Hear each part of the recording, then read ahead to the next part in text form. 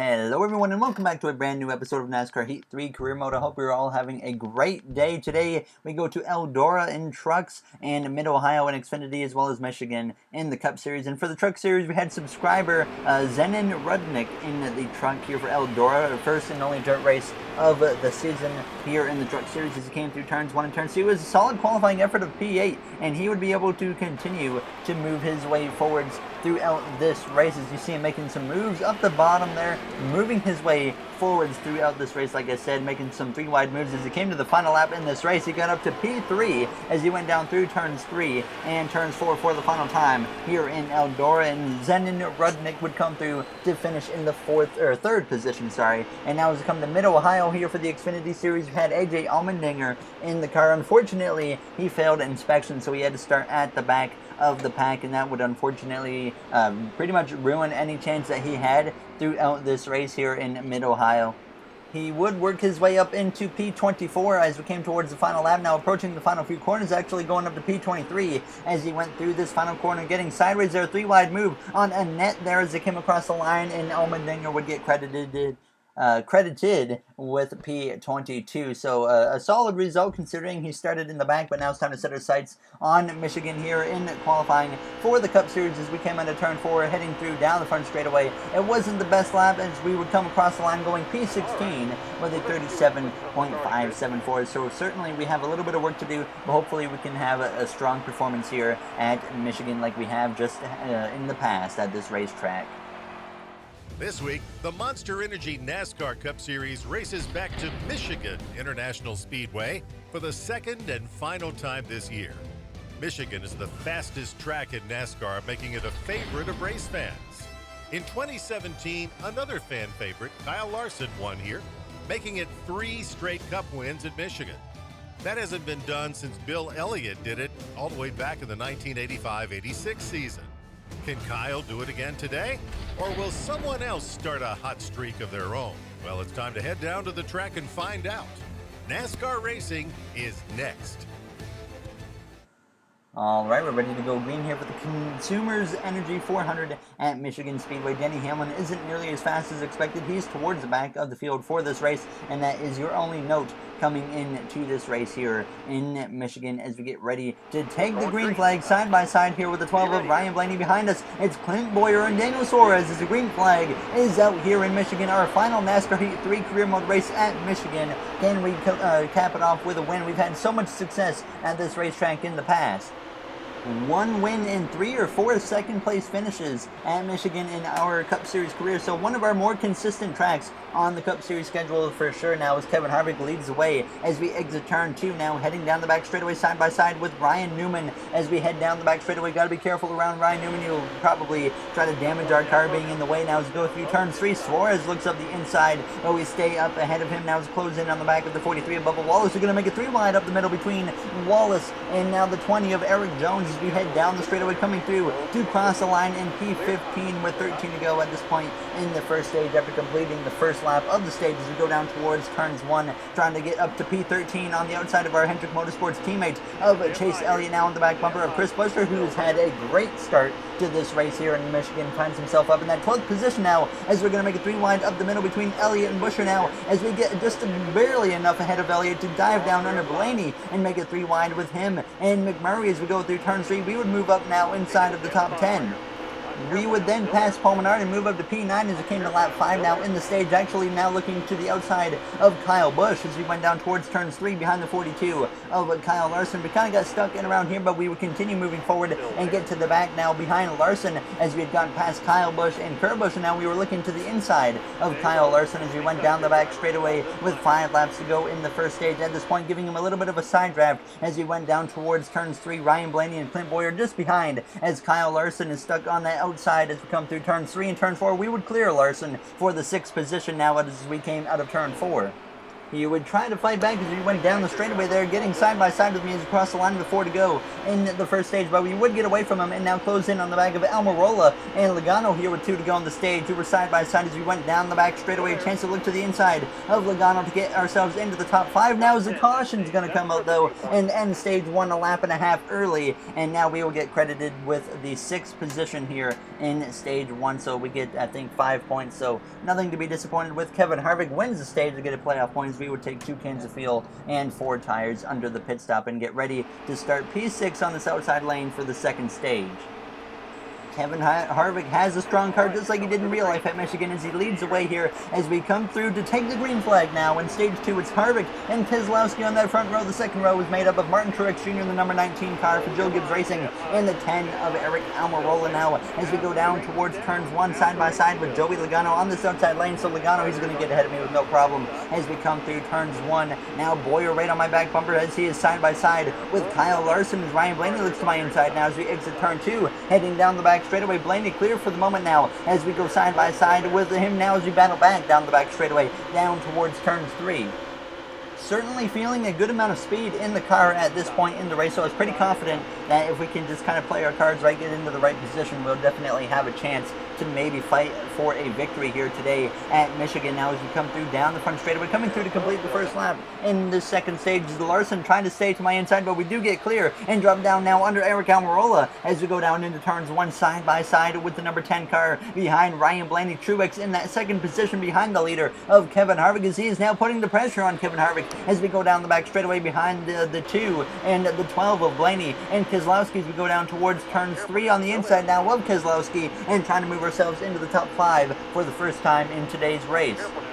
We would build up some momentum down the straightaway and we would be able to look to the inside of Blaney and pass him, and Kevin Harvick actually would lose the lead and start drifting back after Martin Truex Jr. had been able to get by him, and so did Joey Logano. So Harvick drifts back behind me as you see him in my mirror right now, so we get up to P3 as Logano, he would go through to now try and make a pass on Truex as they're going to battle side by side at this point down the straightaway, and we would come through a few laps later still running behind Truex and Logano. They were continuing to battle side by side, but this time Clint Boyer would look to my inside as we came through turns 3 and turns 4. So now Boyer looks to the inside, takes over 3rd as we drift back to the 4th position. He would get clear and we would hold on to P4 for a few moments now as we came to just another lap or so later down the back straightaway. Truex and Boyer side by side. Behind me is Keselowski and Blaney as we give the bumper to Truex as we go down into turn 3. And now Keselowski looks to my inside there as we make a little bit of contact and up the track we go, but we hang on to it now as Keselowski gets ahead and takes over P4, and Kyle Busch looks to the inside now as Joey Logano continues to lead this race as we come through, falling down to P6 as Harvick closes in behind me. And as we came through now on lap 10,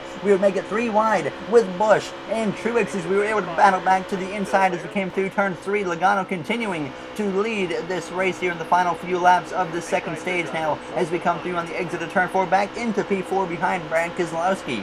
Just 4 laps remain now as Clint Boyer is making a move here towards the end of stage 2 to take the lead from Joey Logano as we head down towards turns 1. The caution comes out early again, and that will end stage 2 a little bit early as Clint Boyer picks up a playoff point now as Joey Logano lost the lead moments before that caution came out. We would pit for 2 cans of fuel, 4 tires again, come out in P4. Thankfully the AI took 4 tires now as we get ready to start this final stage here at Michigan. From the 4th position now as the green flag is out, Boyer and Logano lead the way as behind us we have Martin Truex Jr. starting right behind us on our bumper here with 22 to go at the start of this final stage. We're pushing the 22 as hard as we can because we don't want Truex on our back bumper, but sure enough he gets into our bumper already, pushing me into the side of the 2 as we come through turns 1 and turns 2. Truex pushes me out of the groove and up the track we go. We keep it straight, and unfortunately though we drop a bunch of positions, now falling down to P10 as Eric Jones tries to come through to take over P11.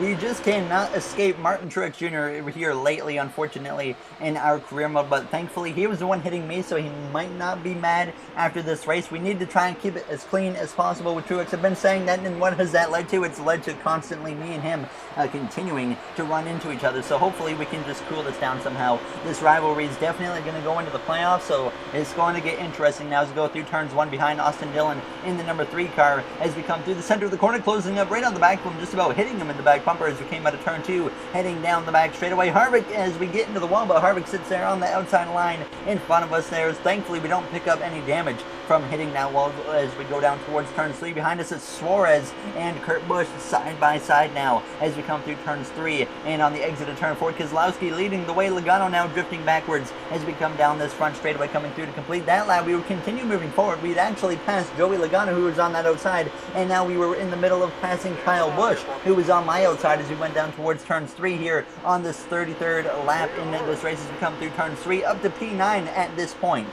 We would continue in P9 as we came to lap 36, but Keselowski went from the lead all the way to P8 now, as it's a single file train, but the caution once again comes out as we would come to pit road to top off on field. No tires necessary for this pit stop, but we're going to be starting now in P9 behind Martin Truex Jr., our rival, but I had full intentions here of keeping it clean with him because, like I said, we need to try and cool this rivalry down now as the green flag is back out here in Michigan, and now just 11 laps remain.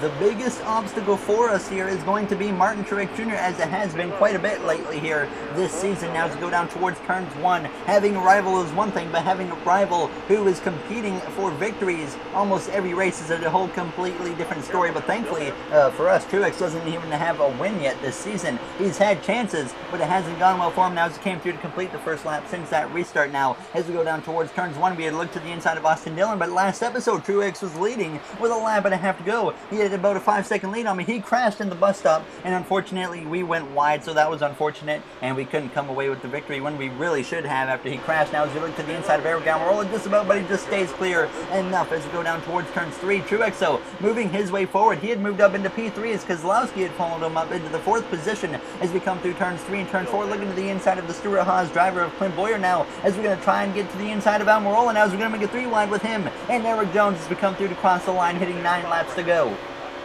We would then move up into P5 as Harvick had been leading, but him and Blaney were running 1-2. They had started drifting back as we came to 6 to go, so I would come through on the inside, pass Harvick, get to the inside of Blaney. Now Truex to the lead, Keselowski second, myself third. If we can just clear Ryan Blaney now as we almost have it, but he's going to fight back. Now as we go down the back straightaway here with 6 laps remaining at Michigan, Blaney not wanting to give up the position. Martin Truex Jr. in position to once again go for win number 1 on the season as now Blaney edges ahead, but we are able to battle back through the center of the corner, and we would be able to get clear of Ryan Blaney. And as we came to just 4 laps to go at this point, closing in on the back of the 2 and the 19 of Keselowski and Truex, but I just didn't quite have the pull to really make a run at anyone, so I was just hoping that Keselowski would stay behind and then I would be able to make a move on him. But now as we go down into turns 1, here with 2 laps to go, Keselowski looks to the inside of Martin Truex Jr. They push up the track a little bit, and now Keselowski has a chance to steal the victory from Truex, who's desperately trying to get win number 1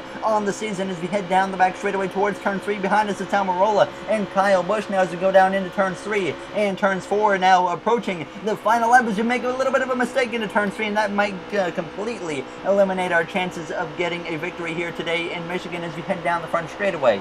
Keselowski leads the way at the white flag here in Michigan. 1 lap to go. Almirola still just behind me in that 4th position. Kyle Busch rounds out the top 5 as we go down into turns 1 and turns 2 for the final time here in Michigan. Keselowski a lane higher than Truex, and Truex tries to get to the inside as we go down the back straightaway for the final time, trying to suck up to the back of Truex with the help from the draft now with a half a lap remaining, and Keselowski looks in command now as Truex is about half a car length behind him, right on his back bumper as we close in on the back of Truex now as we come out of turn 4, maybe looking to the inside if we have enough of a run now as Keselowski leads the way down the front straightaway. Keselowski wins his home race in Michigan as we come through across the line on Truex's bumper to get the 3rd position here in Michigan.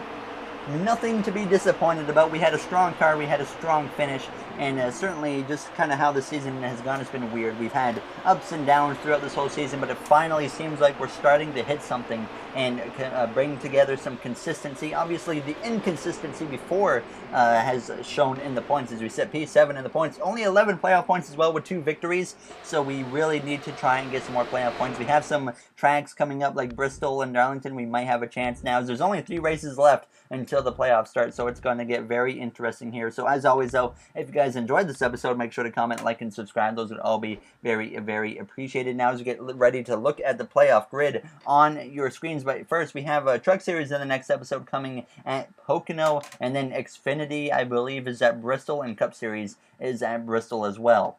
last season we got a win at Bristol, so hopefully we can have a similar performance this time around to get win number 3 on the season. That would certainly be nice. Now, as it says, we have 2 rivals, but I only see Martin Truex there, so I don't know about that. But there we now come through to look at the playoff grid on your screen. Daniel Suarez now back inside of the playoffs. McMurray is 6 points out. Almirola 21 out. It's going to be a close playoff battle for the final 3 races between Suarez, McMurray, and Almirola. So we'll see how that shapes up here in these final 3 races of the regular season. Now, as I will see you guys in the next episode, thank you for watching, everybody, and have yourselves a great day.